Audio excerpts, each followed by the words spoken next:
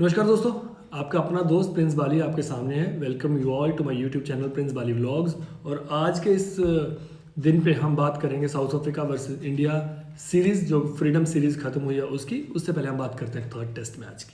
तो third test match आज खत्म हो गया। इंडिया ने ये मैच 7 विकेट से हारा और एक गोल्डन अपॉर्चुनिटी, एक बहुत बड़ी अपॉर्चुनिटी जो इंडिया के लिए थी साउथ अफ्रीका में सीरीज़ जीतने की, वो वहीं खत्म हो गई। बात करेंगे इस बारे में। पहले बात करते हैं आज के दिन का।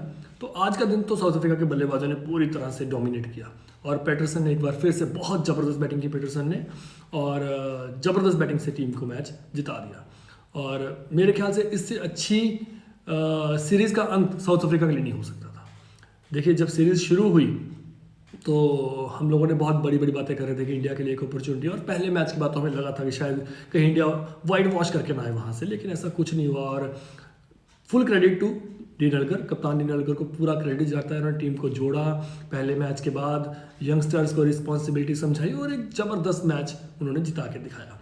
लेकिन आज के दिन में जो हमें थी उम्मीद कि, क्योंकि कल डी नलगर का एक विकेट जो निकला था उसके बाद हमें उम्मीद थी कि कहीं ना कहीं इंडिया वापसी करेगा, लेकिन मुझे लगता है कि पीटरसन ने जो बैटिंग की है उसके बाद उन्होंने वो मौका नहीं दिया, इंडिया को वापस आने का मौका ही नहीं दिया। उन्होंने शानदार मैच खत्म किया और मैन ऑफ द मैच रहे वो। दोनों इनिंग्स में उन्होंने रन किए, पहली इनिंग में 72, दूसरी इनिंग में 82 रन किए, जो कि यंगस्टर के पॉइंट ऑफ व्यू से बहुत शानदार बैटिंग और ऐसी गेंदबाजी के सामने।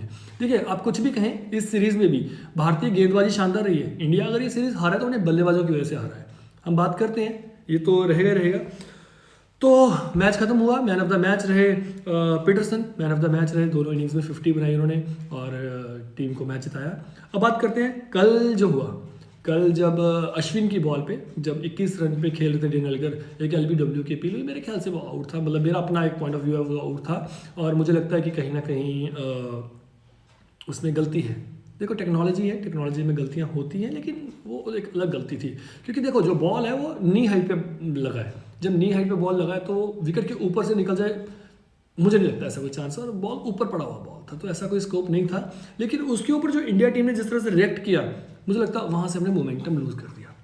कहीं ना कहीं हम मोमेंटम बनाए रख सकते थे, वहाँ पे कप्तान कोहली मोमेंटम बनाए रख सकते थे, लेकिन वो मोमेंटम हमने वहाँ से लूज़ कर दिया।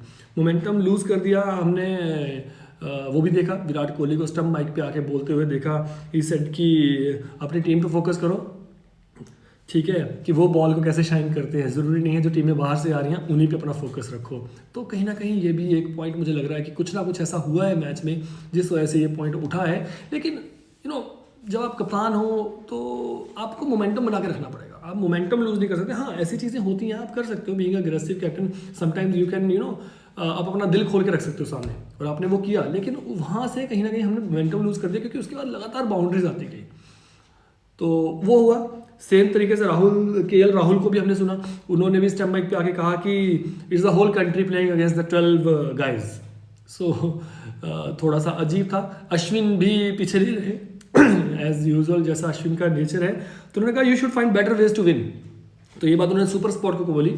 सुपर स्पोर्ट जो कि जिनके जो चैनल राइट्स जिनके पास है साउथ अफ्रीका के, और जो ये सारा टेक्नोलॉजी जिनका चलता है सुपर स्पोर्ट का, तो उनको उन्होंने ये बात बोली कि you should look for better ways to win the matches against the country, against the India. तो थोड़ा सा मुझे लगा कि हमने मोमेंटम लूज़ कर दिया, जिस वजह से हम ये मैच वहीं से हार गए हम। क्योंकि उसके बाद अलीगढ़ का विकेट तो गया, लेकिन हम कहीं ना कहीं मोमेंटम लूज़ कर चुके थे। और आज वापस आके जो शानदार बैटिंग की है साउथ अफ्रीका के बल्लेबाजों ने, मैच को खत्म कर दिया।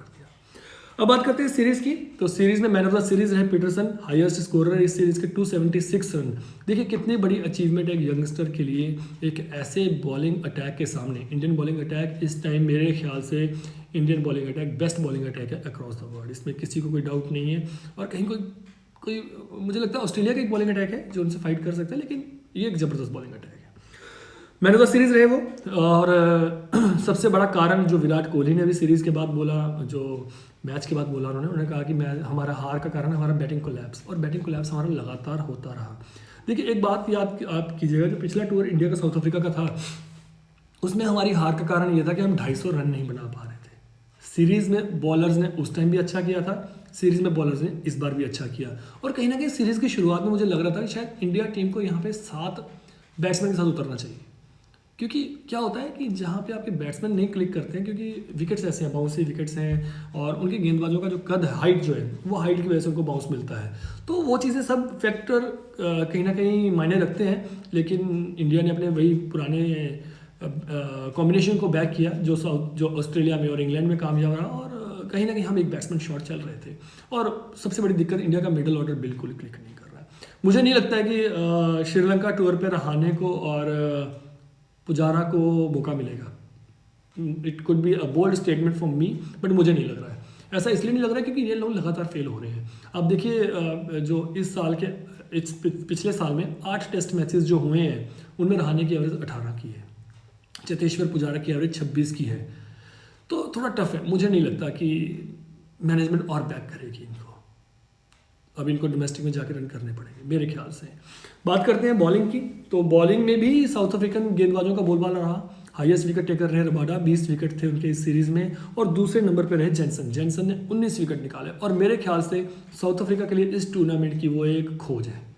अब देखिए, एक लेफ्ट आर्म मीडियम पेसर है, वो इन स्विंग नहीं कर सकते हैं, उनके एक्शन में इन स्विंगर नहीं है। वो सिर्फ और सिर्फ बॉल को राइज करवा सकते हैं, बॉल को बाउंस करवा सकते हैं, बिकॉज हाइट है, अराउंड 6.5 फीट कद है उनका, और कंधा लगाते हैं तो नेचुरली बॉल बाउंस कर सकते हैं, लेकिन वो इन स्विंग नहीं कर सकते। और उन्होंने वही किया, उन्होंने अपने स्ट्रेंथ पे रहे, सारी इंडिया टीम की बल्लेबाजी को उन्होंने चौथे 5वें स्टंप पे बॉल फेंका, वहीं से बाउंस कराया, वहीं से आउट किया।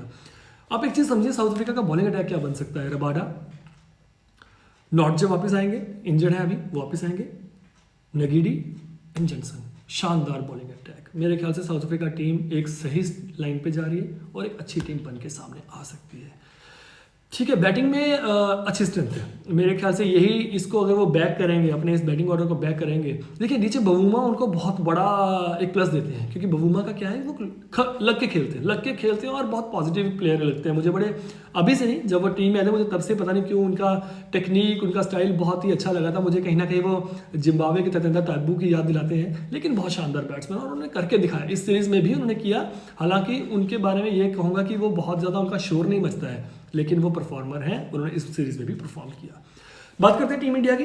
टीम इंडिया के लिए प्लस अगर कहूँ तो मुझे इस सीरीज के बाद मुझे कोई बहुत बड़ा प्लस नजर नहीं आ रहा। हाँ, केएल राहुल ने कुछ अच्छी बैटिंग की नेचुरली, एंड ऋषभ पंत ने शानदार 100 बनाया। देखिए, इस थर्ड मैच में भी मैं ये बात करनी हम भूल गए, इस तीसरे मैच में भी अगर इंडिया के पास थोड़ा सा चांस तीसरे चौथे दिन लड़ने का था, उसका कारण सिर्फ और सिर्फ ऋषभ पंत है।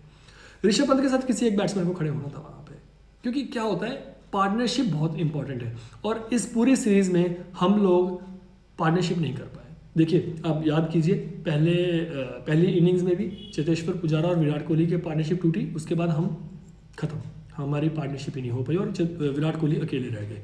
और कल भी यही हुआ, कल भी विराट कोहली और ऋषभ पंत की एक पार्टनरशिप चल रही थी, वो पार्टनरशिप जैसे ही टूटी, विराट कोहली आउट हुए, उसके बाद हम फिर से हमारी बल्लेबाजी कोलैप्स कर गया। और ये हमारा दूसरे मैच में भी हुआ था, वहाँ पे भी रहाणे और पुजारा की एक पार्टनरशिप हुई थी, उसके बाद हमारा कोलैप्स हुआ था। तो ये चीज़ों में हमें ध्यान देना पड़ेगा, क्योंकि मिडिल ऑर्डर बहुत इंपॉर्टेंट होता है। देखिए, आप कुछ भी कह लें, मैं मान सकता हूँ कि मतलब एक बार फेल हो सकते हैं, 2 बार फेल हो सकते हैं, लेकिन हम लगातार फेल हो रहे हैं, हर सीरीज दर सीरीज फेल हो रहे हैं, और हमारा कोलैप्स हो रहा है। ये और लंबा नहीं चल सकता मेरे ख्याल से। इसके ऊपर विराट कोहली को भी सोचना पड़ेगा, और इसके ऊपर राहुल द्रविड़ को भी सोचना पड़ेगा, और सिलेक्टर्स को भी सोचना पड़ेगा। और मुझे लगता है कि अब टाइम आ चुका है जब बिहारी को और श्रेयस अय्यर को, हमें इनको मौका देना पड़ेगा, हमें फ्यूचर का सोचना पड़ेगा, और थोड़ी टफ कॉल्स लेनी पड़ेंगी टीम इंडिया को। ठीक है, देखते हैं, अभी वनडे सीरीज शुरू हो रही है, वनडे टीम पहुंच चुकी है वहाँ पे, और थोड़ा मज़ा आएगा देखने का वनडे टीम का। तो देखते हैं क्या बनता है। हाँ, मैं थोड़ा डिसअपॉइंट अश्विन से भी हूँ, मुझे अश्विन से भी उम्मीद थी, लेकिन जैसा मैंने आपको कहा था कि चौथे दिन से विकेट थोड़ा स्पिन को हेल्प करना शुरू करेगा, पर तब तक तो मैच ही खत्म हो चुका था।